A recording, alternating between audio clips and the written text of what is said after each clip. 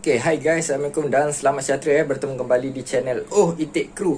Okay, hari ni aku ingin menjawab beberapa pertanyaan yang berada di video lama saya tentang cara penukaran nama kenderaan pada tahun 2020. Okay, ada antara soalannya ialah boleh ke menukar nama kenderaan sekiranya owner baru tiada lesen. Okay, cara dia sama seperti dekat atas ni. Okay, korang boleh klik link ni ataupun korang boleh tengok dekat link description kat bawah. Aku ada letak link dia.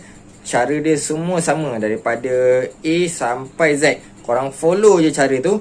Dan jawapannya ialah boleh untuk menukar nama sekiranya tiada lesen memandu.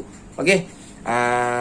Antara soalan yang aku terima banyak Jadi sekali imbas aku akan jawab semua soalan tu dalam video ini. Okay. Yang saya terima ialah, salam bro, saya nak tanya macam mana kalau saya tak ada lesen tapi kereta yang saya nak beli tu nak atas nama saya, boleh juga ke?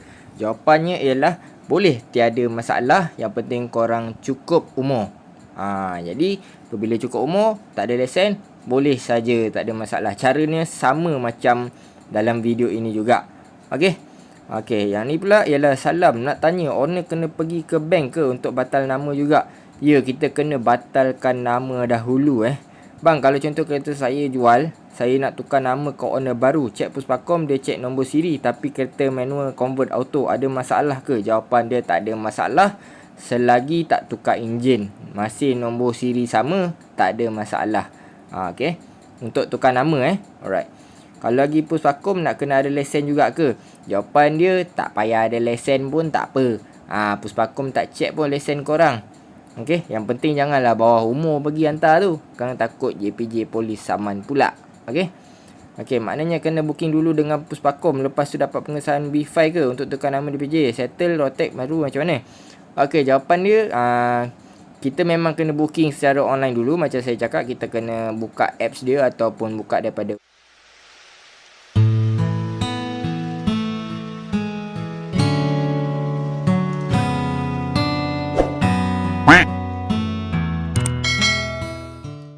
website Puspakom.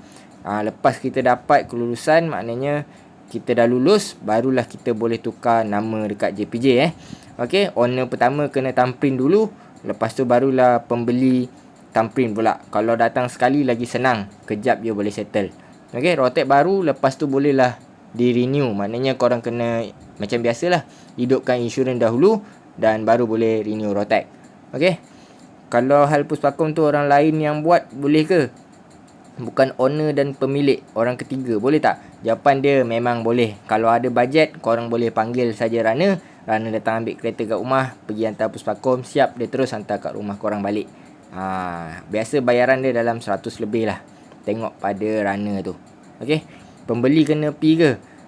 Yang ni kalau dah settle semua, pembeli memang kena pi lah dekat JPJ untuk thumbprint. Kalau tak, macam mana nak dapat kan? Okay bro, kalau nak buat Puspakom tukar milik tapi rotek mati, boleh ke? Okey, rotek mati tiada masalah. Kalau dah cecah setahun, itu ada masalah sikit. Korang kena pergi JPJ dulu, dapatkan borang untuk mengantar ke Puspakom, kelulusan lah. Kalau sebelum setahun, korang boleh saja pergi, tak ada masalah. Bawa saja kereta tu. Alright.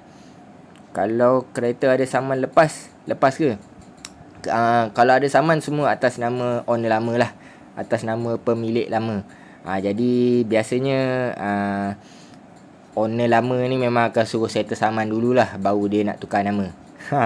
Kalau orang kata kereta tu memang korang ambil depan-depan, belum pakai lagi, biasa tak ada masalah lah, tukar je nama. Tapi kalau korang dah ambil dulu kereta ni, dah pakai setahun dua, baru nak tukar nama, ada saman, biasanya owner mestilah suruh bayar dulu.